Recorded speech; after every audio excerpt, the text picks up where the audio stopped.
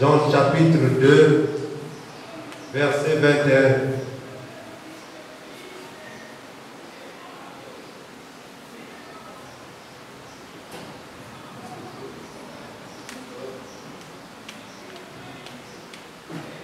Nous allons lire dans Jean chapitre 2, verset 21. C'est à la page 1062. Ceux qui ont le 8 secondes, ceux qui ont des portables, c'est simple à chercher. Je vais lire au nom puissant de Jésus.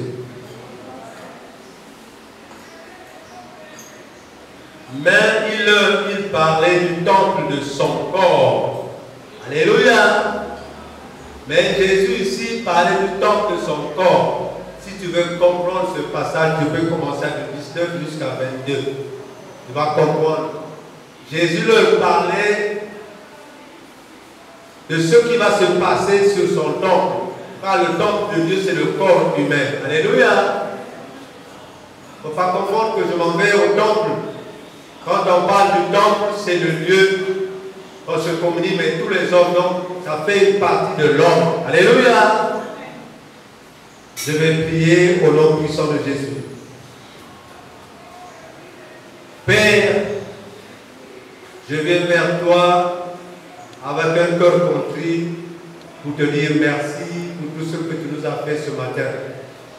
Car c'est toi qui nous as réveillés ce matin et nous voulons te louer, te glorifier. Voilà pourquoi, Seigneur, ce n'est que par ta parole que nous pourrons te louer et te glorifier. Il était une fois Nicodème, un chef, est venu te voir, Seigneur. Il t'a posé une question la nuit parce qu'il avait peur qu'on le voit la journée. Seigneur, il t'a posé une question que personne ne peut faire ce signe de miracle que tu fais si Dieu n'est pas avec lui. Seigneur, tu l'as répondu, en vérité, je vous le dis, si quelqu'un ne naît pas de nouveau, il ne rentrera pas dans le royaume des cieux. Nicodème s'étonna encore une fois de plus et il t'a posé une question. Maître, comment se fait-il qu'ici l'homme est déjà vieux? Va-t-il rentrer encore dans le sein de sa maman? Seigneur, tu l'as répondu, en vérité, je vous le dis, si l'homme ne naît pas d'eau et d'esprit, il ne rentrera pas dans le royaume des cieux. Alors, tu as complété, Seigneur, car ce qui est né de l'homme est l'homme, ce qui est né de l'esprit est l'esprit. Seigneur, tu as voulu éclairer Jean, tu as voulu éclairer Nicodème. C'est pour dire, Seigneur, l'homme peut être ce qu'il est, mais s'il ne naît pas de nouveau, il ne peut jamais rentrer dans le royaume des cieux. Car tu as voulu que, Seigneur, que le temple de Dieu soit honoré, que le temple de Dieu soit glorifié, parce que tu l'as dit dans ta parole. Seigneur, aucune chose impure, aucune chose souillée ne rentrera dans les cieux, parce que tu es Dieu. Père, ce matin, Seigneur, je te loue, je te bénis que, Seigneur, tu me parles de ces choses. Car, Seigneur, c'est à cause de ça, Seigneur Jésus, que tu nous enseignes. Car aucune personne, aucun homme ne peut, Seigneur Jésus, prétendre dire qu'il connaît Dieu s'il ne fait pas ce que Dieu lui commande. Voilà pourquoi ce matin, que la gloire et l'honneur soient pour toi, au nom puissant de Jésus. Et nous disons tous Amen. On peut applaudir Amen.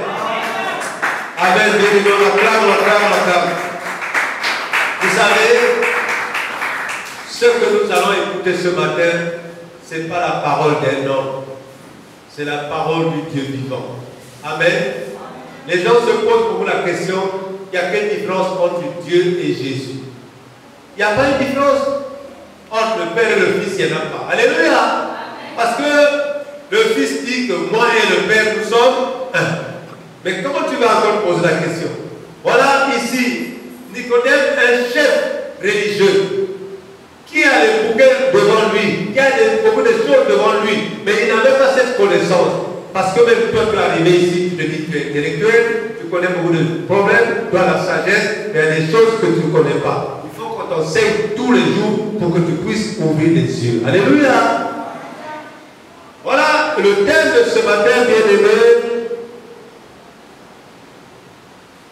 Construction du temple de Dieu. Ah, c'est ce que ici, Jésus a répondu à quelqu'un. Construction du temple de Dieu. Et qu'est-ce que tu vas te poser la question? Qu'est-ce que le temple de Dieu? par les enseignements, tu dois comprendre. Note ça et va vérifier à la maison, tu comprendras que Dieu a raison dans sa parole. Construction du temple de Dieu. Toi qui es assis là-bas, tu es le temple de Dieu. Mais comment tu as été construit? Comment tu dois te reconstruire encore? C'est ce que nous allons comprendre aujourd'hui. Parce que nous marchons devant nous avec un temple du Dieu très puissant. Nous devons savoir comment amener ce corps, comment le construire, comment le bâtir, comment l'honorer. Parce que Dieu n'habite pas dans le lieu que nous sommes arrivés ici. Alléluia. Mais Dieu habite dans toi, dans moi, dans vous, et nous formons le corps de Christ. Donc ici, le Seigneur nous enseigne comment construire construction du temple de Dieu. Oui, Dieu dit dans sa parole, dans 1 Timothée, tout ce que Dieu a créé est bon. Mais il suffit de le prendre avec action de grâce. Alléluia. Parce qu'il ne faut jamais dire que ce que Dieu a créé est mauvais. C'est ce, nous allons d'abord prendre Jean chapitre 2, versets 19 à 21, pour que vous compreniez bien ce que moi je suis en train de vous enseigner. Jean chapitre 2, versets 19 à 21. Pour bien comprendre notre enseignement, nous allons commencer. C'est à la page 1062. 1062. Je vais lire au nom puissant de Jésus. Jésus leur répondit, détruisez ce temple et en 3 jours je le relèverai. Les Juifs dirent, il a fallu 46 ans pour bâtir ce temple et toi en 3 jours tu le relèveras. Mais il parlait du temple de son corps. 21. Donc, les Juifs n'ont pas compris que Jésus parlait de son propre corps. Que détruisez ce temple, dans 3 jours je vais le reconstruire. Alors les Juifs ont dit, ce temple a été construit pendant 46 ans. Comment toi dans 3 jours tu vas le relever? Mais ils ne comprenaient pas. C'était le dialogue des sourds. Jésus savait ce qu'il disait. Mais les disciples, les pharisiens ne comprenaient pas ce qu'il disait. Voilà pourquoi aujourd'hui, nous allons parler de la construction du temple de Dieu.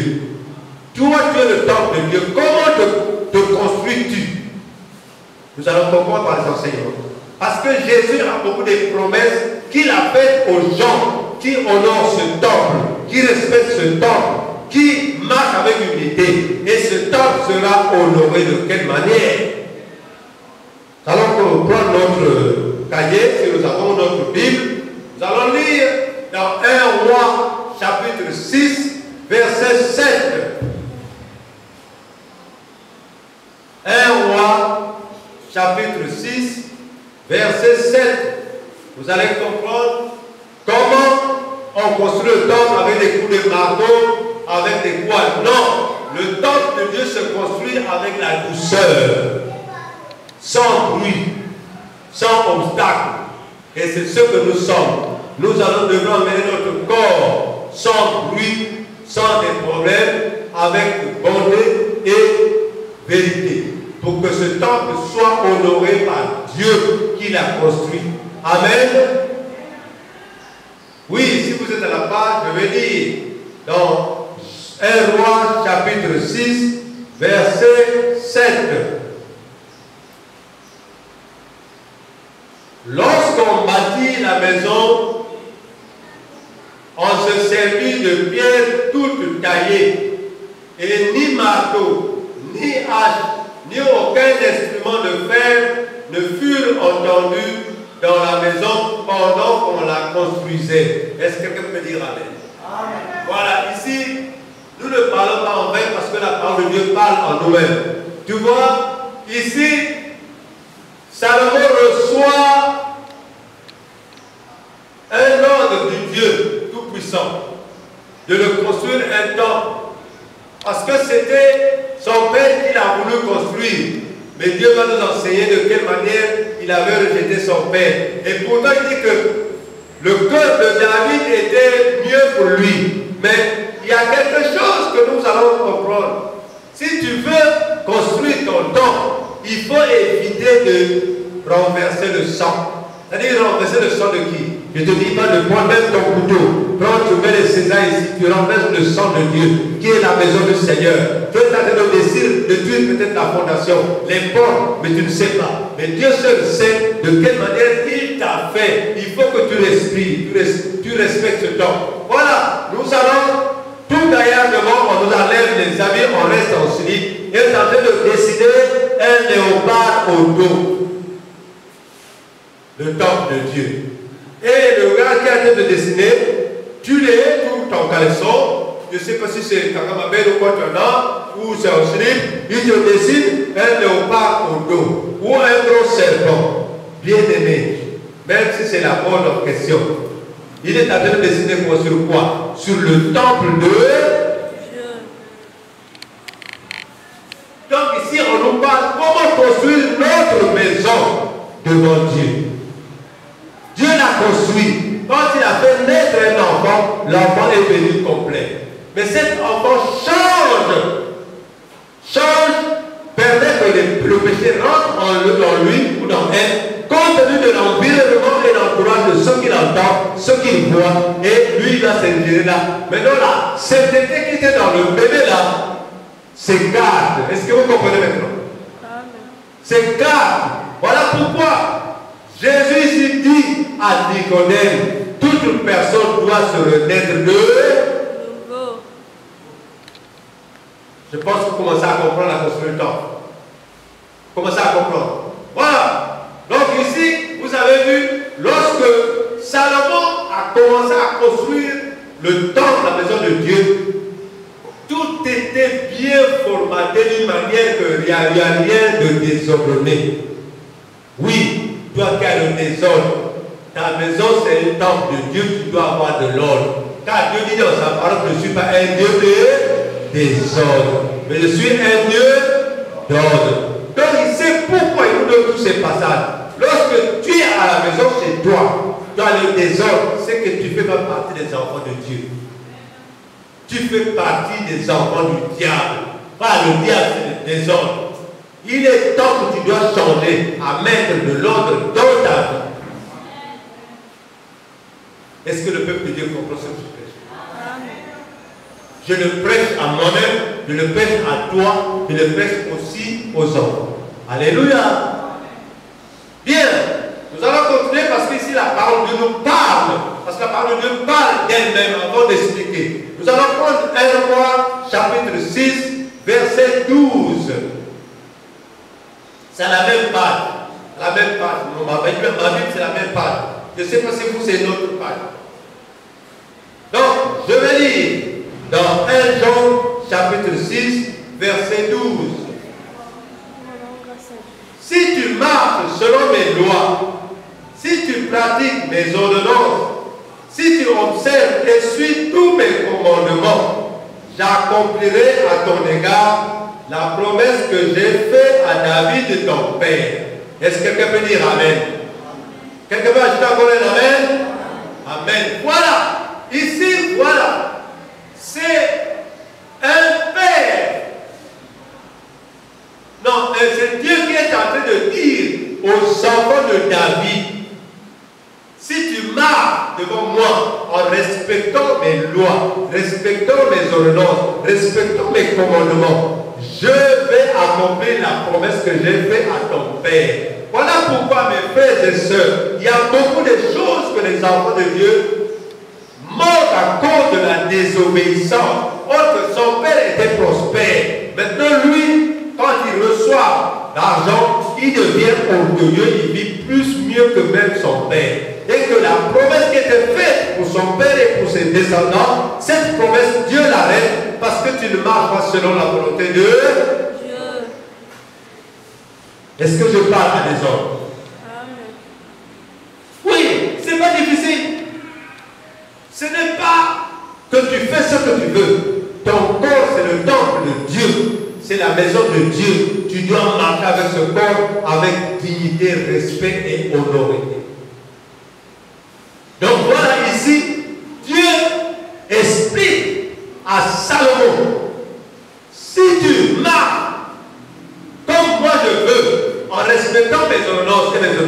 S'il dit pas seulement à Salomon, il dit à toi, il dit à moi. Car nous tous, nous sommes des ressortissants de Salomon et David. Alléluia. Donc la parole de Dieu est adressée ici dans le rang mondial, dans tout ce qui est mondial ici. C'est comme je peux vous dire, pour vous éclairer. Dieu ne veut pas dire qu'on est Congolais, les Français. Non. Dieu dit si tu respectes. Et il dit que si vous respectez au plus non. Si tu respectes aujourd'hui mes lois, mes ordonnances et mes commandements, je te bénirai. Alléluia. Bien-aimé, la parole de Dieu est très claire, très simple.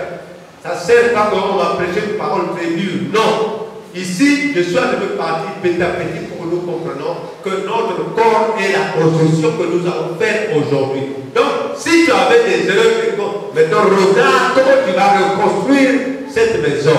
Car Dieu nous a permis d'avoir la grâce de la miséricorde de Dieu pour se restaurer et reconstruire une maison qui a été détruite. Alléluia! Oui, je préfère lire cela pour que vous puissiez comprendre. 1 Roi, chapitre 2, verset 4. Nous sommes à la même page presque. Mais on va aller en arrière.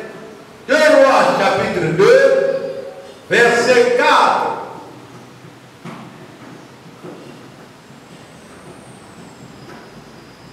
Si vous n'êtes pas, je vais lire au nom puissant de Jésus.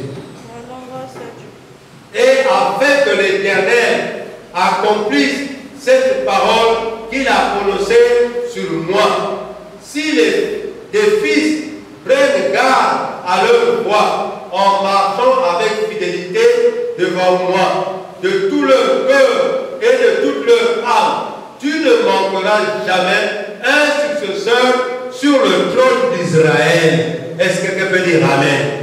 Ici, Dieu est en train de parler à David que si tes descendants, tes enfants, marchent comme moi je vous ai dit de marcher et qu'ils respectent ce que je leur ai dit de respecter, tu ne manqueras jamais quelqu'un sur le trône d'Israël. C'est-à-dire ces promesses ont été faites même à nos familles, même à nos descendants. Mais nous ne comprenons pas parce que nous voulons marcher selon notre attitude, notre habitude, sans comprendre la décision de Dieu. Est-ce que quelqu'un peut dire Amen? Amen. Je ne parle pas de ce qui est écrit par moi. Même dans ta Bible, c'est écrit. Mais Dieu m'a montré de quelle manière je vais vous expliquer ça. Alléluia. Donc ici, David est en train d'expliquer, donner des conseils à ses enfants. Que si vous marchez, comme l'Éternel me l'a dit, comme moi je marchais, l'Éternel ne manquera pas de faire dans mes enfants une ressource de bénédiction. Alléluia. Est-ce que c'est trop bien, vous comprenez bien? Prenons 1 Roi, chapitre 9, versets 4 à 7. Avant d'aller ailleurs, je préfère que vous compreniez.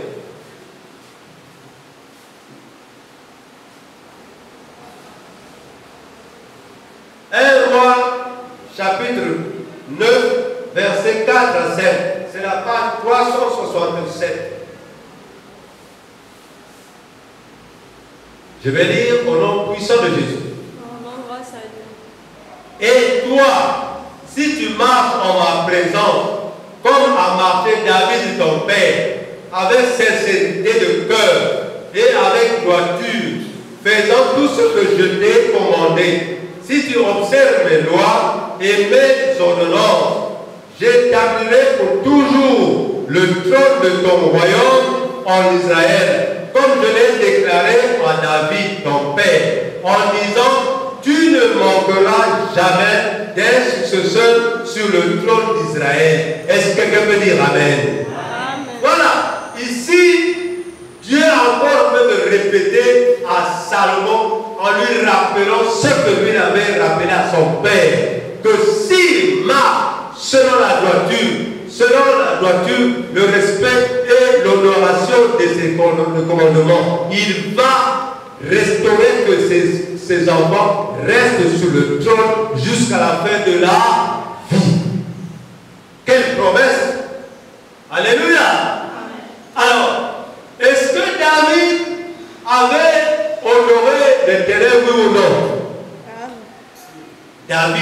restaurer. Donc Dieu, par cet amour, il a voulu par l'amour de David restaurer un des enfants. Alors, il n'avait pas un enfant, David avait beaucoup d'enfants. Mais Dieu regardait ce que Dieu fait. Avec la femme qui est méprisée, abandonnée, c'est par là qu'il sort un bourgeon qu'il va mettre sur le trône. Je ne sais pas si vous comprenez. Donc, pour les mamans, pour les papas, ne méprisez pas un enfant qu'un papa amène chez toi. Ne méprisez pas un enfant qu'une maman amène chez toi. Cet enfant ne sait pas qui il sera. Toi, le rôle, c'est de leur donner les pères comme tu donnes à tout le monde. Alléluia. Et voilà, peut-être que c'est par cet enfant que tu regermeras pour avoir de la paix. Tout ne sait jamais. Tout est caché dans la vie de quelqu'un. Si Dieu avait ouvert les yeux à tout le monde, les gens devaient haïr leurs propres enfants pour s'occuper des orphelins. Alléluia. Donc voilà comment Dieu fait ces choses. Il dit que je suis un Dieu qui fait des choses inexplicables et que rien n'est impossible à lui. Tout ce qui est impossible à vous, chez moi rien n'est impossible. C'est des promesses qu'il a faites. Oui, tu dois le comprendre. Alléluia. Construction du temple de Dieu. Bien. Et je vais prendre une dernière encore promesse qu'il a fait à son serviteur. Donc 1 Chronique, chapitre 22, verset 6, chapitre 22, verset 6 à 8. 1 Chronique, chapitre 22, verset 6 à 18 à 8 plutôt. 6 à 8, pardon. Excusez-moi. 6 à 8, donc 6, 7, 8. Alléluia. C'est la page 442. 1 Chronique, chapitre 22, verset 6 à 8. Je vais lire au nom puissant de Jésus. David appela Salomon, son fils, et lui ordonna de bâtir une maison à l'Éternel, le Dieu d'Israël. David dit à Salomon, mon fils, j'avais l'intention de bâtir une maison au nom de l'Éternel, mon Dieu. Mais la parole de l'Éternel m'a été ainsi adressée. Tu as versé beaucoup de sang et tu as fait de grandes guerres. Tu ne bâtiras pas une maison à mon nom, car tu as versé devant moi beaucoup de sang sur la terre. Amen. Ici, Dieu était clair devant David. C'est David qui avait commencé à avoir cette idée. Il a rassemblé tout ce qu'il faut. Mais, c'est ce que je dis, la construction d'un temple doit se faire sans bruit, sans marteau, sans quoi, sans ceci, sans palabre. C'est avec droiture, tout est mis. Donc la maison monte sans le bruit. C'est-à-dire, quand tu veux servir Dieu, il faut que tu aies la tempérance, la douceur, la paix, la foi, la loyauté, pour que le temple de Dieu soit construit. Est-ce que tu me comprends, mon bien-aimé? Si tu comprends, c'est bon. Parce qu'il n'est pas trop tard. Il est trop tard pour celui qui est mort. Mais tu es encore vivant. Si tu étais dans l'impudicité, enlève cette impudicité, respecte ton mari, respecte ta femme. Si tu étais dans le vol, il n'est pas trop tard. Coupe ton bras qui soit court comme le bras gauche. Alléluia. Je ne te dis pas de corps le côté coupé, excuse-moi. Mais raccourcis-le, qu'il soit comme l'autre. Alléluia. Contente de ce que tu dois faire dans le travail pour de l'argent. Si maintenant tes pieds te poussent à aller boire, danser, j'explique pour que vous compreniez bien. Mon frère, mets un barrage devant la sortie de ta parcelle ou un mur, enlève la porte. Pour que quand tu arrives, tu butes sur le mur du repas de la maison. Pour que tu n'ailles pas faire le désordre dans le temple de Dieu. Est-ce que c'est clair? Parce que Jésus s'y parle en parabole. Et moi aussi, par la parole de Dieu, je parle en parabole pour que vous fassiez comprendre. Parce que la construction du temple de Dieu, c'est pas de venir comme vous voulez. Quand tu prends ce que tu veux, tu mets dans ta tête, dans tes yeux, tout. C'est un temple de Dieu. Tu dois respecter ce temple. Alléluia. Que ce soit l'homme ou la femme, il faut respecter cette maison que tu portes là. Voilà pourquoi, nous, lorsque nous allons tous mourir, nous passerons par un jugement. Parce que nous transportons une maison de pluie. C'est Dieu qui avait construit cette maison. Et quand il a construit, il a mis scène. 32 bébés. Maintenant, cette construction, nous avons détruit. Et pour cela, Dieu dit, renaissez de nouveau. Bien-aimé, tu ne peux pas te rapprocher de Dieu avec des impuretés. Écoutez-moi bien. Il faut les enlever en changeant de comportement. C'est clair? Ah, bien-aimé. Je ne suis pas en train de dire que je suis parfait, mais je fais l'effort pour que moi aussi je sois parfait. Car chacun de nous a besoin de cette grâce-là. Si quelqu'un te dit qu'il est parfait, Dieu dit qu'aucune personne qui est sortie d'une femme est parfaite. La femme vient d'où? Du ciel. Et vient d'où? Du ciel. Ah, rien de la terre n'est pur. Alléluia. Nous devons nous forcer à être purs. Parce que ça se force. Le royaume de Dieu appartient à des brigands. Alléluia. Amen. Des violents, même des violents. Même des brigands. Il faut être violent. C'est-à-dire insister. Donc voilà. Si tu veux te rapprocher de Dieu, mon frère, ma soeur, te rapprocher de Dieu, c'est-à-dire tu as fait maintenant permis de venir vers Dieu. Venir glorifier Dieu. Tu dois t'asseoir, regarder à gauche, à droite, en haut au ciel. Comment tu marches avec ton corps de pluie? Parce que Dieu n'habite pas ici, mais Dieu habite dans ton corps. Pour que quand tu dis Seigneur, je suis malade, j'ai besoin de la guérison, Dieu dit non, sois guéri. Alléluia. J'ai faim. J'ai dit non, je t'envoie quelqu'un. C'est comme ça la parole de Dieu. La parole de Dieu, ce n'est pas quelque chose d'hasard, mais c'est une chose qui est véridique. Alléluia. Alors, nous allons au chapitre 3, versets 3 à 7. Voilà. Nous allons dire. Exode chapitre 3. Donc, vous m'animez, Genèse après Exode. C'est à la page 64 ou 65. Exode chapitre 3, versets 3 à 5. Je vais lire au nom puissant de Jésus. Au nom saint.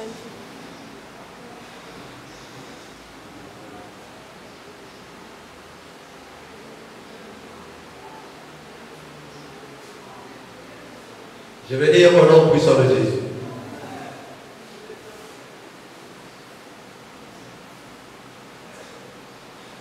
Moïse dit, je veux me détourner pour voir quelle est cette grande vision et pourquoi le puissant ne se consume point.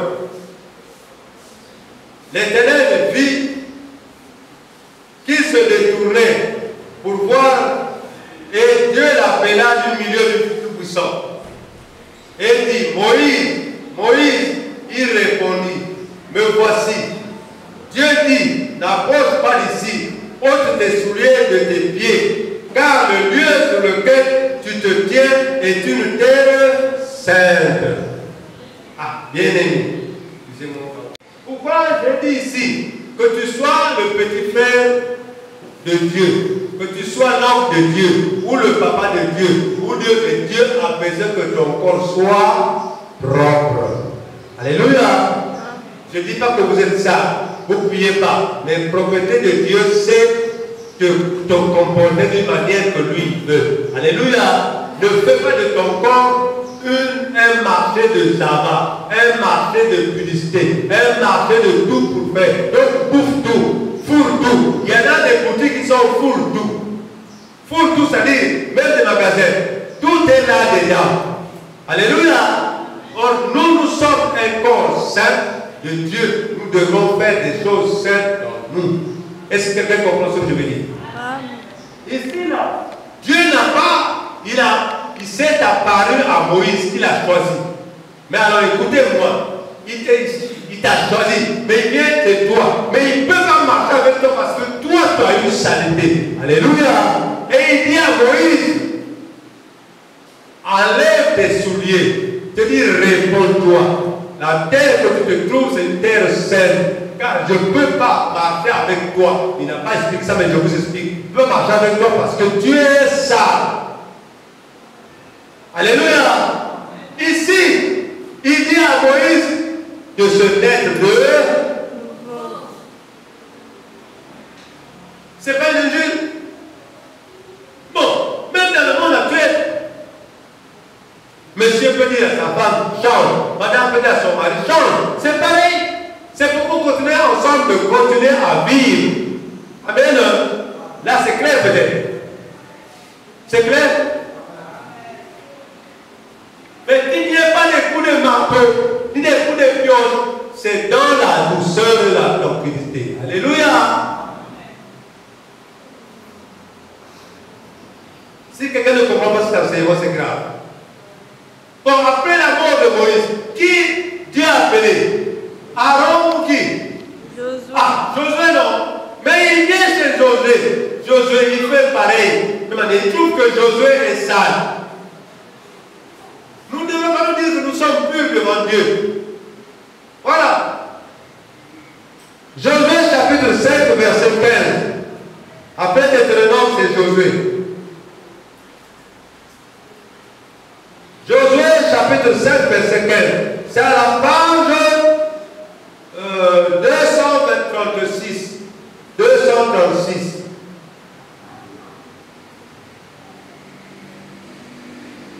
Josué chapitre 5, verset 15. Je vais lire au nom puissant de Jésus. Le chef de l'armée de l'Éternel dit à Josué, ôte tes souliers de tes pieds, car le lieu sur lequel tu te tiens est saint. Et Josué fit ainsi. Amen. Amen. Bon, vous voyez, quel est maintenant, je juge personne, mais vous qui voyez les réseaux sociaux, vous voyez les témoignages, vous voyez tout. Est-ce que ici dans la Bible, des gens qui nous parlent, qui ne marchent pas avec quelqu'un qui est impudique. Maintenant, aujourd'hui, nous voyons des vidéos où les pasteurs lavent les femmes nus. Ça, c'est la sainteté ou c'est l'impureté? On ne juge pas, mais nous avons le pouvoir de juger parce que le Saint-Esprit est avec quoi. Maintenant, la femme vient nue, on la couvre, on la lave maintenant. Ça devient comment? Des scénarios ou quoi? Je ne juge pas, mais je parle seulement. Vous qui aimez les prophéties, qui aimez quand vous racontez vos vies? Alors vous, comment on peut te raconter ta vie alors que tu connais déjà ta vie? Oui, le monde éternel ne peut pas te recevoir sans te faire briller. Alléluia. Tu dois te mirer. Déjà, tu connais qui es-tu, comment tu es né. Pourquoi on va t'expliquer avant la vie? Est-ce que le peuple de Dieu comprend ce que je dis? Donc, la construction du temple a beaucoup de choses.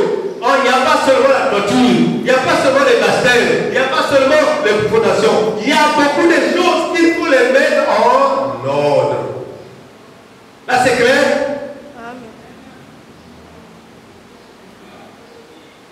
Josué était choisi par lui-même Dieu. Mais Dieu dit que non, lui il est sale.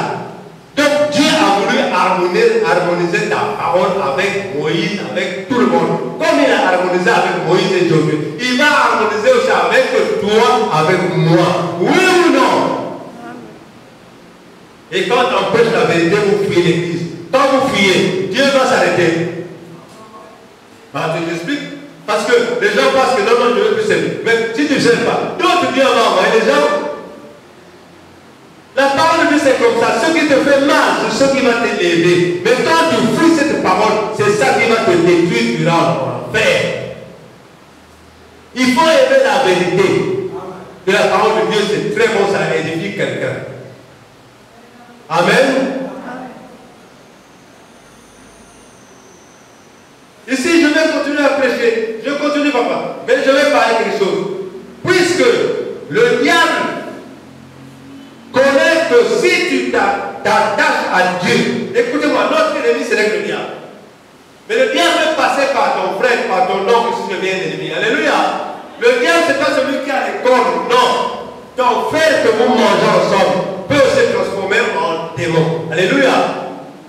Ton mari que vous dormez ensemble, ta femme peut se transformer en démon. Alléluia. Ton enfant qui t'a fait naître, il peut se transformer en démon. Donc écoutez-moi ce que je vous dis. Puisque le diable Alléluia. Connais que si tu t'attaches à Dieu, tu recevras une grâce. C'est pourquoi notre temple est souvent combattu. Et ce combat est jusqu'à notre dernier jour. Car tant que tu acceptes Jésus-Christ, tu seras toujours combattu. Même s'il sait qu'il ne doit jamais avoir la victoire. Mais Jésus-Christ est déjà victorieux en toi. Alléluia. C'est comme ça. Pourquoi t'emmerder? Pourquoi crier? Pourquoi? Nous allons voir maintenant le roi de rois lui-même, Jésus-Christ. Comme il était Dieu, déjà Dieu a commencé à nous parler par Ancien Testament et il arrive au Nouveau Testament. C'est le même récit. Tu ne peux pas commencer à honorer Jésus si tu marches dans le désordre. Alléluia. Alors, nous allons prendre Matthieu chapitre 1, verset 12. Pour dire que tout enfant de Dieu sera tenté. Que ce soit, si tu dis que non, tu n'es pas un enfant de Dieu, d'accord. Mais si tu es un enfant de Dieu, Matthieu chapitre 4, verset 1 à 11. Si tu es un enfant de Dieu, écoute-moi bien. Si tu n'as pas de parole de Dieu, comment tu vas répondre? Si Ève avait la parole de Dieu, nous ne serons pas ce que nous sommes. Mais, or que, une question mérite une réponse avec question. Mais ne réponds pas seulement seul. Donc, quand tu poses une question, tu dois répondre avec une question, en connaissant la parole de Dieu. Alléluia! Matthieu, c'est à la page 951. Bien, je vais lire au nom puissant de Jésus. Alors Jésus fut amené par l'Esprit dans le désert pour être tenté par le diable. Après avoir jeûné 40 jours et 40 nuits, il y eut faim. Le tentateur étant approché, lui dit, si tu es fils de Dieu, ordonne que ces pierres deviennent des pains. Voyez, le diable pose toujours une question. Mais toi, pour répondre, tu dois répondre avec une question qui doit abolir cette parole pour ne pas être tenté. Alléluia. Alors, écoutez-moi. Jésus répondit, il est écrit, l'homme ne vivra pas de pain seulement, mais de toute parole qui sort de la bouche de Dieu. Est-ce que quelqu'un peut dire amen? Amen. Voilà, Jésus connaissait les réponses diaboliques. Il faut donner les réponses de Dieu. Voilà, ici, le diable le transporta dans la ville sainte, le plaça sur le haut du temple et lui dit, si tu es fils de Dieu, jette-toi en bas, car il est écrit, il donnera des ordres à ses anges à ton sujet, et ils te porteront sur les mains, de peur que ton pied ne heurte contre une pierre. Alléluia. Jésus lui dit, il est aussi écrit, tu ne tenteras point le Seigneur ton Dieu. Donc, une réponse, une question-réponse. Alléluia. Parce que Jésus connaissait la parole de Dieu. Voilà pourquoi Dieu nous dit, méditez la parole de Dieu pour que nous ayons la force de surmonter les épreuves sataniques. Parce que ce n'est pas avec nos propres paroles que nous pouvons, mais avec la parole de Dieu que nous pouvons répondre ces épreuves. Même si tu es dans le péché, quand tu ouvres la Bible, Dieu, si tu es aimé par Dieu, Dieu va te donner le passage pour que tu n'ailles plus là où tu voulais partir. Parce que Dieu va te parler personnellement au fond de toi. Alléluia. Amen. Moi je le constate, je ne sais pas si vous le constatez aussi. Moi je le constate. Quand je suis dans le désordre, Dieu me parle à travers la Bible. Alléluia. Et ça me frustre. Je suis déjà touché. Je continue.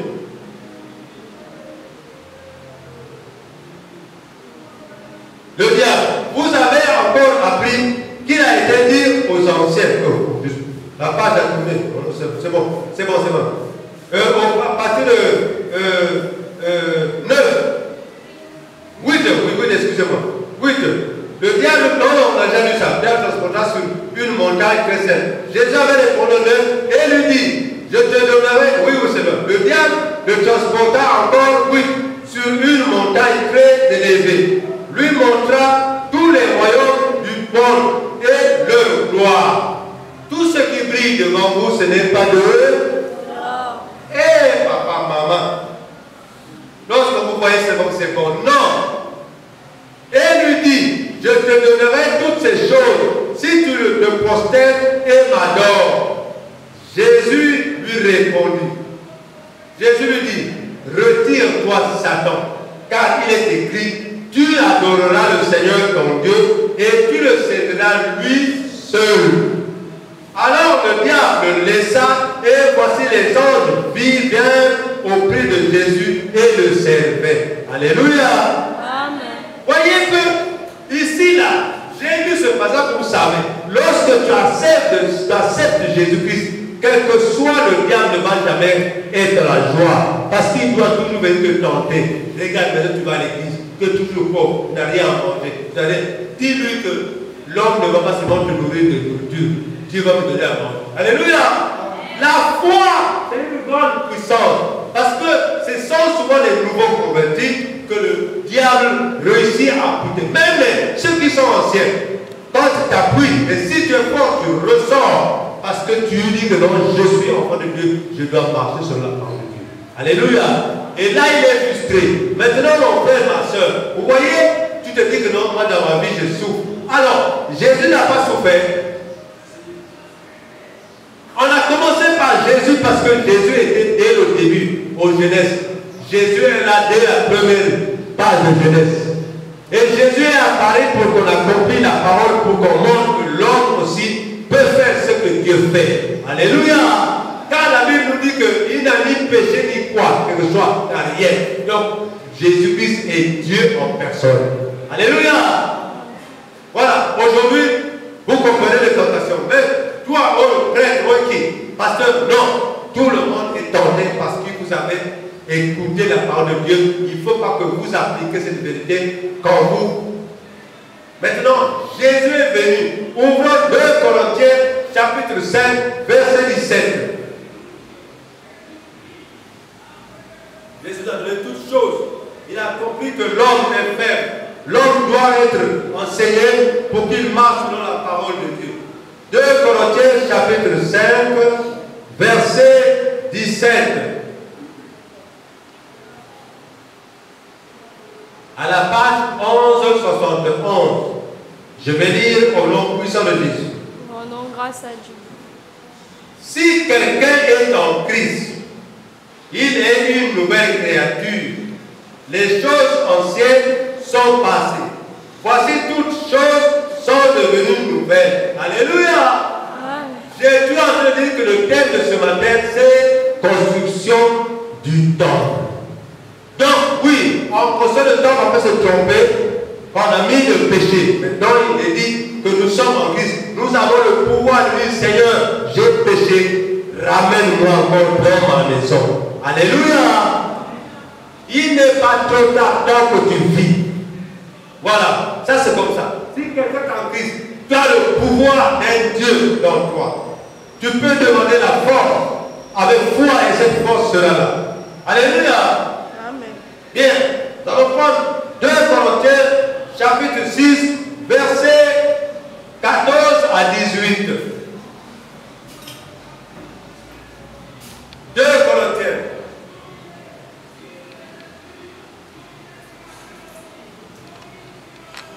Nous sommes le temple du Dieu vivant. Nous avons la lumière.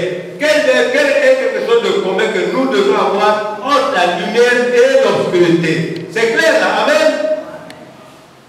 Quel accord il y a entre Christ et Bélial? Quel accord il y a entre Christ et le diable? Alléluia! Bélial c'est le diable. Ou quelle part le fidèle avec l'infidèle? Il peut avoir de relation entre un infidèle et un fidèle. Il y aura toujours une marque qui doit se repousser. Alléluia. Je continue.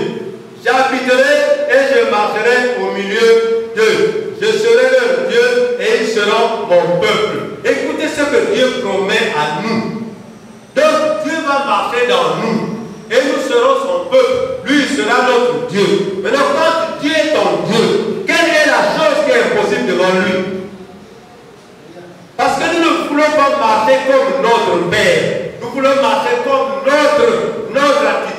démoniaque. Voilà pourquoi nous demandons, nous ne recevons pas. Alléluia. Voilà. Donc, 17. Car c'est pourquoi, sortez du milieu d'eux. Il nous ordonne de sortir. Non, c'est 17. Déjà, c'est 17. C'est pourquoi, sortez du milieu d'eux et séparez-vous, dit le Seigneur. Ne touchez pas à ce qui est impur. Je vous accueillerai. Ici, la question est claire. Qu'est-ce qui est impur dans notre vie? Chacun de nous a l'impureté dans nous. Qu'est-ce qui est mauvais dans ta vie? Quittez cela et Dieu va nous accueillir. Alléluia. Amen. 18. Je serai pour vous un père et vous serez pour moi des fils et des filles. Dit le Seigneur Tout-Puissant. Une signature. Amen. Alors, bien aimé, nous savons que Dieu reste Dieu. Nous pouvons regarder. Sarah, avec quel âge dont il a eu un enfant? 90 ans. Alors, une vieille maman comme ça à 90 ans, Dieu a voulu montrer que lui, tout est possible à lui. Même si tu attends longtemps, tu attends, c'est dit combien d'années, tu trouves que c'est trop tard, tu dois avoir l'espoir qu'il n'est jamais trop tard chez Dieu. Alléluia. Amen. Sarah s'était étonnée quand on lui a dit que l'an prochain, à la même heure, tu auras un enfant. Sarah dit, oh, enfin il avait raison. Oh, vous dites quoi? Qu'on compare face pour nous. Alléluia. Alors, ici, je vais comme vous dire, Pierre, qui était lié parmi les soldats, comment se fait que demain matin, il est dehors? Alors maintenant, Pierre était lié. Qu'est-ce qui l'a fait sortir? C'est la confiance et la foi en Dieu. Et toi, qu'est-ce qui t'amène dans ta vie? Et confiance en ce Dieu, ça va restaurer. Alléluia. Alors, Élisabeth, il n'avait pas d'enfant avec son mari. Comment ça fait que Dieu a permis pour qu'il ait l'enfant? Parce qu'ils n'étaient pas désespérés. Ils croyaient toujours en marchant avec la pureté, la droiture. Et Dieu a vu leur comportement. Il leur a donné un enfant, qui est le témoignage vivant de Jésus. Alléluia. Amen. Alors, qu'est-ce qu'on va dire un peu de plus? Lazare, mort pendant 4 jours, bien aimé. 4 jours. 1, 2, 3, 4. Pour sa propre soeur dit à Jésus, mais Seigneur, ça fait longtemps qu'il est déjà là 4 jours. Il doit déjà sentir. Jésus lui dit, ne t'ai-je pas dit que si tu crois, tu verras la gloire de Dieu? Amen. Alors, maintenant, Jésus a dit, où est-ce que vous l'avez mis? Il faut que tu saches par où tu vas aller. Par où tu vas aller. Par quel moyen. Demande le chemin et la vie et la vérité. Il te donnera la route. Alléluia. Amen. Jésus est venu devant la tombe. Il a appelé Lazare. Sort de là. Alors, qu'est-ce qui a été impossible à Jésus? Bon, maintenant, qu'est-ce qui est impossible à toi maintenant? Avoir un enfant, avoir le travail, avoir quoi? Je vous ai tout récité. Fais seulement la marche arrête dans ta vie et rentre dans toi-même. Peut-être à cause de tout ce que le pasteur vient dire, pas le pasteur mais la Bible vient dire, que je ne suis pas comme cela. Voilà. Et mets-toi en route. Toute chose vient quand tu te mets sur les rails. Est-ce que vous avez vu un train qui marche sur la route? Le train marche sur les rails parce que les rails sont droits. Alléluia! Voilà, peuple de Dieu, ce que j'avais pour vous enseigner. Et vous avez tous entendu. Vous avez tous écouté. Chacun de nous va s'incliner dans sa prière. Au fin fond de lui et dire, Seigneur, ce que tu viens de pécher, c'est normal. Parce que je me suis trompé, ceci, cela. Ne cache pas ça. Ce n'est pas dans le cœur qu'on confesse. Tu dois faire sortir la voix pour que les gens voient. Amen.